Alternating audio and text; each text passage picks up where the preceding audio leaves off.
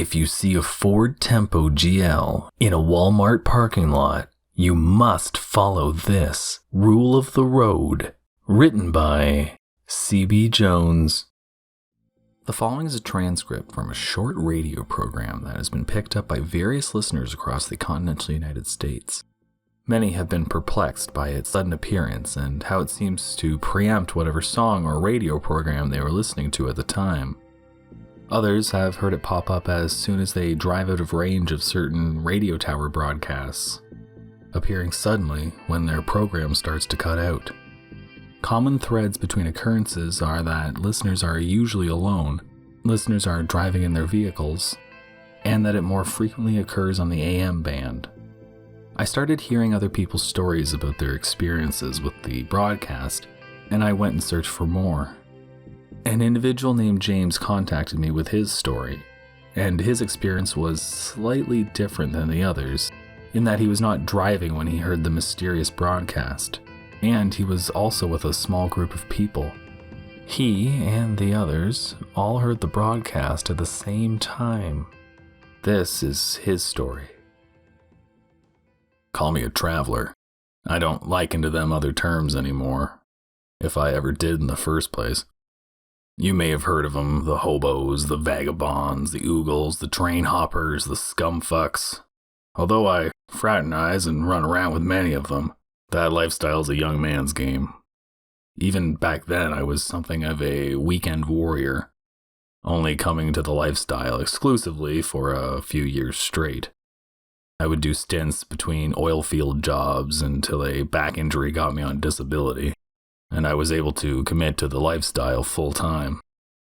These days, I take it much more easy. I don't hop trains, I don't hitchhike, I don't sleep on benches, at risk of sounding like a cliche. I'm too old for that shit. I've got me a nice Ford Econoline that I've converted into my main domicile and source of transportation. Got a mattress in the back. My dog Leo is my constant companion. The others may call me a rubber tramp, being as I've got a vehicle and all, but like I said, call me a traveler. I don't own a house or rent an apartment, but I'm not homeless in the traditional sense. The road is my home. All the others I hang out with, you might consider them voluntarily homeless. They choose to live this way, or maybe it chose them. We were holed up under a bridge under the Cuyahoga River, somewhere outside of Akron. It was myself and 4 others. Tito, Snoopy, Sleepy J, and Mudcat. It had been a few days, and I was getting antsy and about ready to move on down the road. I would maybe see these guys again, or maybe not. I like to travel alone. But for now, we were having a nice little evening. We had a fire going, a couple cases of hams, and a few joints to pass around. The sun was dipping low over the naked trees that line the Cuyahoga. Tito and Mudcat had scored $80 from donating plasma, and with the spoils had bought the beer as well as some hot dogs from Dollar Tree. And we also had trash bags full of barely stale Kaiser rolls from a bakery's dumpster, some dented cans of beans and condiments swiped from a 7-Eleven, and we were gonna have a feast. Leo seemed to enjoy it as I slid him some hot dogs and bread. I had my little boombox sitting out by the fire, and the tunes were playing. Leonard Skinner was playing Freebird on a classic rock station, and it appeared to be the album version. You know, it's a very long song. Man, this song's been going on forever. Hey, Jimbo, change it, Tito said. Are you out of your damn head? You never change Freebird. You have to listen to the entire song. It's a rule, I said. Whatever, Pops. Just then there was a loud burst of squealing from the stereo. It sounded like a guitar, but I'd heard the song many a times, and I knew the solo by heart. It was playing faster and faster, then started sounding weird and out of key, and it became distorted, and then a blast of static. That's when we heard the broadcast. a voice appeared, and this is what he said. Hiya, folks. Buck Hensley here with another episode of Rules of the Road. The smell of spring is in the air, and I can feel it in my bones. The doc calls it arthritis, but I told him it was my own bony little barometer, put there by time-traveling nanoviruses from the future. He said, nope, arthritis. I told him I needed a second opinion, and he said, well, you're crazy too. So I fired him. How the smell of his burning flesh and hair filled the waiting room. Yo, what is this shit? Mudcat asked with a laugh. Find some more tunes. This is killing my vibe. No, wait, listen. The broadcast continued on. Anyhow, on to tonight's rule. Alright, turn up your volume knobs, cause you're gonna want to hear this one. If at any point during your journey you spot a 4-tempo GL or a Geo Metro in a Wal-Mart parking lot, then there's your cue. You must approach that vehicle cautiously. In the back window you must write, "Wash me please," in the dust and grime that coat the car. Try to be wary of the car's owner. You don't want to get into a tussle with her. I know what you're thinking. You're thinking, Bucky, I'm 45 goddamn years old. I ain't no spring chicken. I don't have time for childish games anymore. I'm too busy reading the paper in the morning and talking about the weather. Sure, it was something we did as kids, and sometimes we'd even draw a dangling or a great big old pair of bosoms on there. That would really get us laughing. But I don't get the same jollies as I used to. My body aches in the morning and everything's gone sepia-toned. I don't feel the same joy like I did. Every day, every hour is that much closer to the end. And it keeps going by faster and faster. I just don't know what I'm going to do, or what I'm going to leave behind as I mosey along towards the void. The others all looked at me with knowing smiles. They didn't know my exact age, but the DJ apparently did. They just gave me the smirks you get when a comedian reveals some common truth your friends know you can relate to. As for me, I thought it was a coincidence at the time. Well, to that I say, horse plucky. Age is just a number, and I was never that good at math. I know I have to get up 3 times a night to take a piss, and I still feel young as I once did. Why, I still get out once a month to play mailbox baseball. Sometimes pedestrian baseball too. Them's worth 50 points. But if you insist that this is too childish of an endeavor for you, then you must pay the piper. Should you ignore this warning, then you may never sleep in the same place twice. For if you do, the car's owner will find you. And then, well, it certainly won't be very pretty, is all I can say. I hope y'all are having a good one out there. I hope that the spring comes soon to wake us up of this god-awful winter. It has been far too long, and the gray days seem to stretch on forever. Stay alert, stay lively, stay lonely. Once again, I'm Buck Hensley, and these are the rules of the road. The broadcast cut off with a jerk and returned to another classic rock song. Mudcat threw an empty beer can at the stereo. Fuck that. We could teach that old bastard the real rules of the road. Like double rapid with anyone you meet in a bore, he said with a laugh. Was that kinda creepy to anyone else?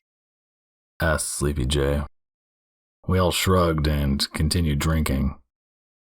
Mudcat, so named because of his supposed ability as a catfisherman, claimed that he could catch a catfish by hand.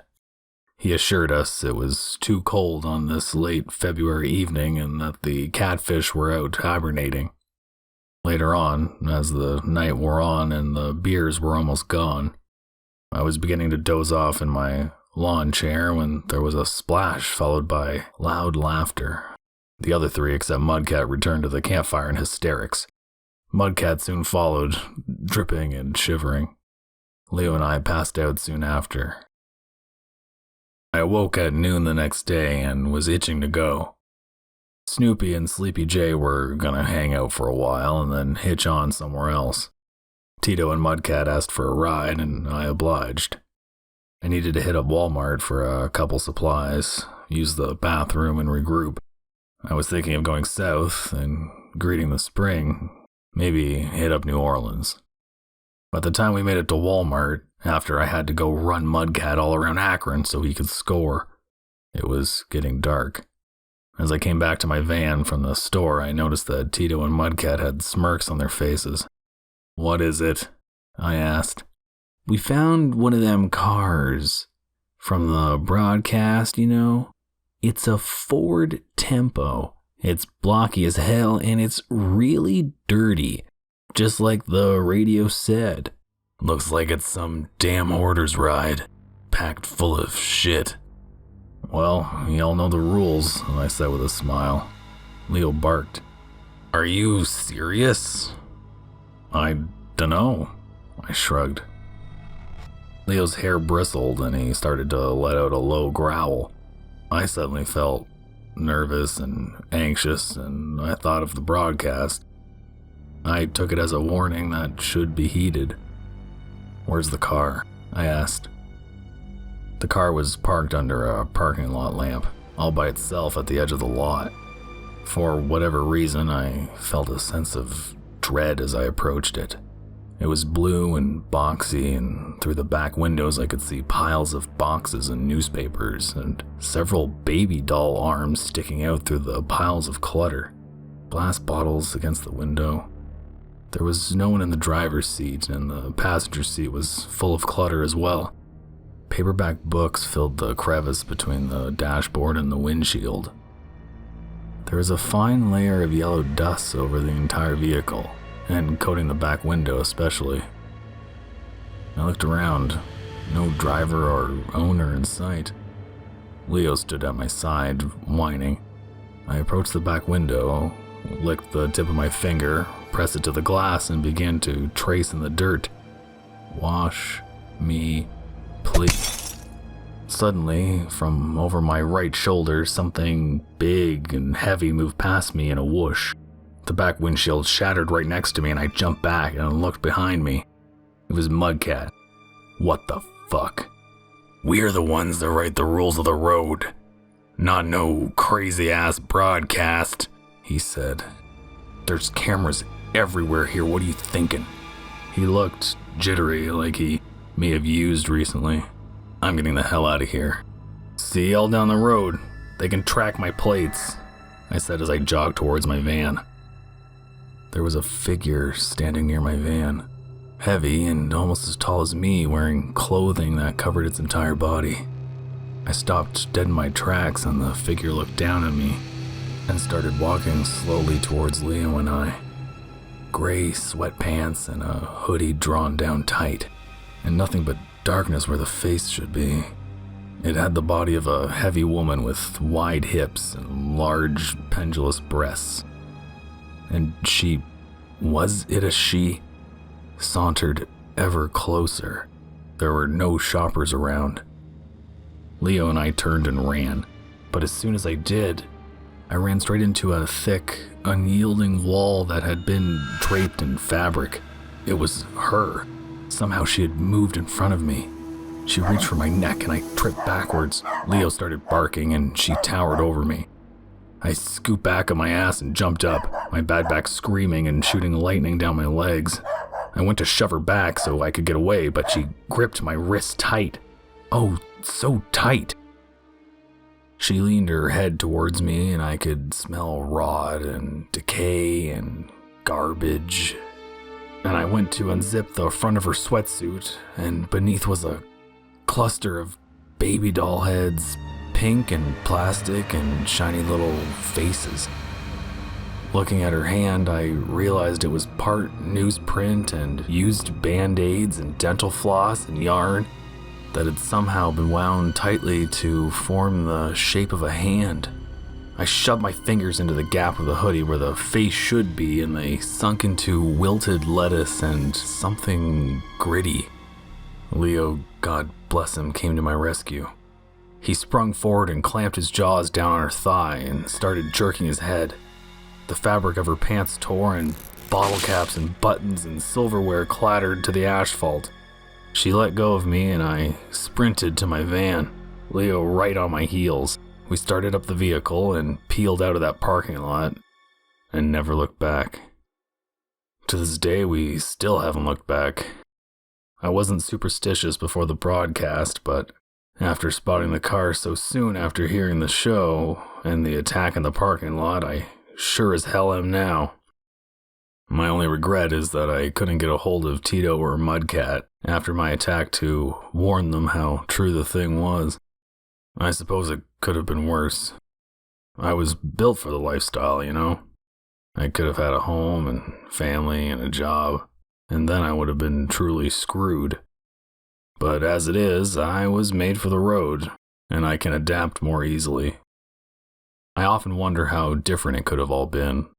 If I had only finished those last 2 letters, I could have continued to live my life the way I had previously, without a care in the world. But now I'm much more regimented and planned out. It's funny, I chose the road because of the limitless freedom it offered. But now I couldn't choose anything else, even if I wanted. As for the others, I didn't hear anything for a long while. That's the way life can be out here on the road. You go months without seeing folks, sometimes even years. You hear rumors about how they're in rehab or not doing so well or got in trouble with the law, and then you think you might not ever see them again. But then one day at a bonfire in Slab City or in downtown Portland, there they are, smiling like nothing's happened. But in Tito and Mudcat's case, I didn't ever see them again. I first heard about Mudcat. The way I hear it is that he did heed the warning for a period of time. People said he was always super paranoid and skittish, and liked to move around a lot, but they thought it could have just been the drugs. But then they said he met up with this gal in Birmingham, and his mom wired him a bunch of money.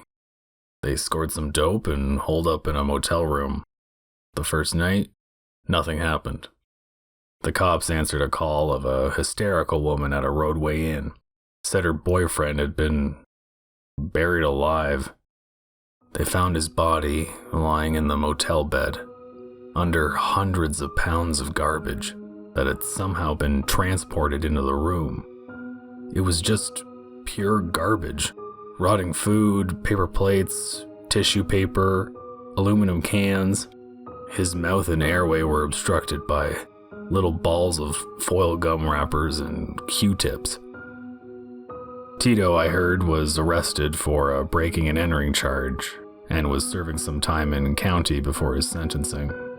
He must have heard about Mudcat, and he must have known how dire his situation was. He must have believed. He spent the first week in county begging fellow inmates to allow him to switch bunks with him. The way it was set up is that there was a row of cells that opened up into a common area with a table where they could sit and while away the day. This worked out for the first 7 nights, but then he ran into an inmate that didn't want to give his bunk up, refused to. Tito tried to get in there late at night and an altercation ensued. In the end, he died from blunt force trauma to the head. That's the end of my story. I gotta get off here now and find a place to park for the evening. I'll keep traveling for now. Keep hitting the road and never sleeping in the same place twice. The math works out and I've got many places to hide. America's full of them. If I run out, I'll head north to Canada, never waking in the same place twice. I used to think I was running towards something, but now I'm running from something. If I think too hard about it, I don't know if there's really any difference.